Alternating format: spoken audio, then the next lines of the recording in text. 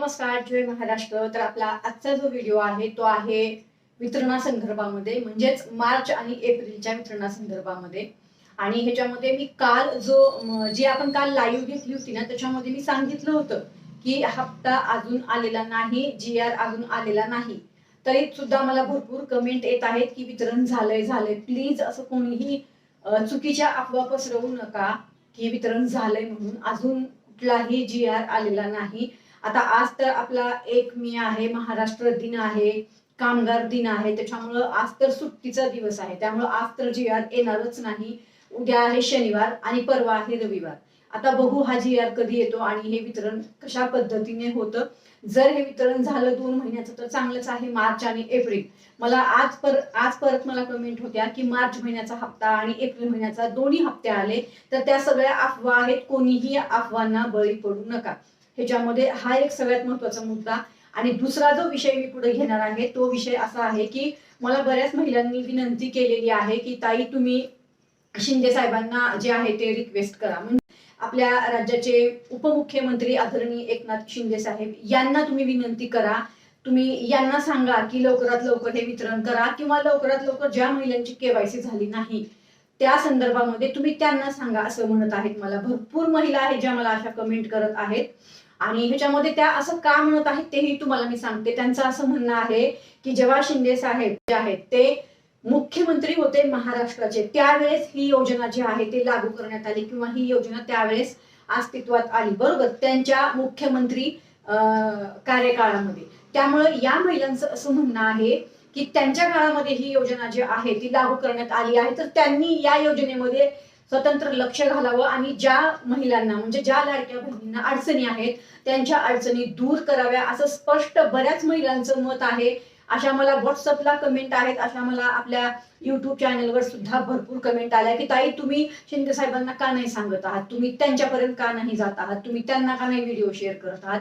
म्हणून मी आज या व्हिडिओच्या अंतर्गत आपल्या राज्याचे उपमुख्यमंत्री आदरणीय एकनाथ शिंदे साहेब यांनाच आज मी या ठिकाणी विनंती करणार आहे की आपण पर्सनली या योजनेच्या अंतर्गत लक्ष घालावं, असं सर्व लाडक्या बहिणींच्या वतीने मी आपणास विनंती करते. कारण हीच विनंती आपल्या सगळ्या लाडक्या बहिणी तुम्हाला करत आहेत आणि त्यांनी मला तुमच्या हे माध्यम बनवलेलं आहे की मी तुम्हाला ही विनंती करावी.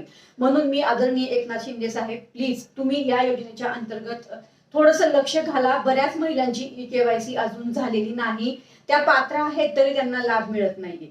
आणि आता जवळपास 2 महिने झालं वितरण झालेलं नाही, म्हणजे मार्च महिन्याचं वितरण झालं नाही, आता एप्रिल गेला. आता एप्रिल महिन्याचं वितरण कधी होणार माहित नाही. म्हणजे आता हे मार्च आणि एप्रिल हे 2 महिन्याचं वितरण एकदाच होणार आहे का फक्त मार्च महिन्याचं वितरण होणार आहे. आणि वितरणासंदर्भात किंवा KYC ज्यांची झाली नाही त्यांच्या संदर्भात कुठली सुद्धा अपडेट येत नाही, कसलीच माहिती येत नाही. त्यामुळं सर्व लाडक्या बहिणी खूपच नाराज आहेत. आता हे मी तुम्हाला का सांगत आहे, कारण त्यांचीच विनंती आहे माझ्याकडे अशी की तुम्ही विनंती करा म्हणून मी ही विनंती तुम्हाला करतेय. तर तुम्हाला मी या माझ्या व्हिडिओच्या अंतर्गत सर्व पात्र लाभार्थ्यांच्या वतीने मी ही विनंती करतेय. नवीन KYC अपडेट आणि वितरणाची एक फिक्स तारीख ही खूप महत्वाची आहे. या योजनेच्या अंतर्गत ही योजना आपल्या राज्यातलीच नाही तर देशातली एक खूप लोकप्रिय योजना ठरलेली आहे. आणि या योजनेच्या अंतर्गत महिला सध्या खूप नाराज आहेत. आणि असं त्यांचं म्हणणं आहे की या योजनेच्या अंतर्गत आम्ही वेगवेगळ्या माध्यमातून व्यवसाय चालू केलेला आहे, बचत गटातून लोन घेतलंय किंवा बचत गट चालू केलाय, मुलांची फी भरायची आहे, दवाखान्याचा खर्च किंवा औषधाचा खर्च आमचा या 1500 रुपये मधून आमचा महिन्याचा भागतो. पण आता असं झालंय की मार्च आणि एप्रिल 2 हप्ते पेंडिंग आहेत, त्यामुळे या महिलांना ते 3000 रुपये आता कुठून ऍडजस्ट करायचे याची काळजी खूप लागलेली आहे. तुम्ही कमेंटही बघू शकता की कालही आपल्या लाईव्हला भरपूर कमेंट होत्या आणि आजही कमेंट आहेत. आणि जे चुकीचे व्हिडिओ शेअर करतायत की वितरण झालं त्यांच्यावर पण काहीतरी कारवाई करण्यात यावी. सोशल मीडियाच्या अंतर्गत ह्या महिलांची जी आहे ती फसवणूक होत आहे, किंवा या महिलांचं कुठेतरी त्यांच्या मनामध्ये कुठेतरी गैरसमज निर्माण करून देण्याचा प्रयत्न जो आहे तो सोशल मीडियाच्या अंतर्गत केला जात आहे.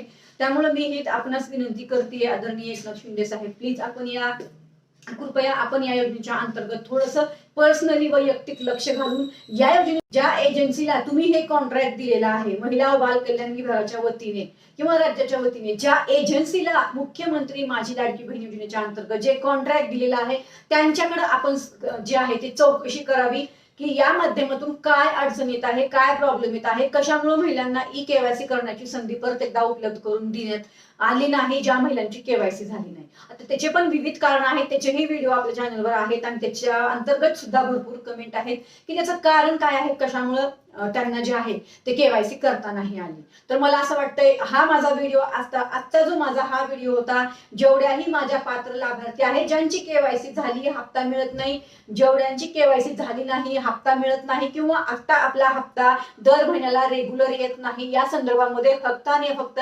राज्याचे उपमुख्यमंत्री आदरणीय एकनाथ शिंदे साहेब यांच्यासाठीच होता. तर हा व्हिडिओ त्यांच्यापर्यंत पोहोचावा हीच माझी सर्वांना कळकळीची विनंती आहे. त्यामुळे सर्वांनी या व्हिडिओला शेअर करायचं काम तुमचं आहे. तुमच्या म्हणण्यानुसार मी शिंदे साहेबांना विनंती केली आहे. आता याच्या अंतर्गत तुम्ही आपला व्हिडिओ शेअर करणं हे तुमची सविस्तर जबाबदारी आहे.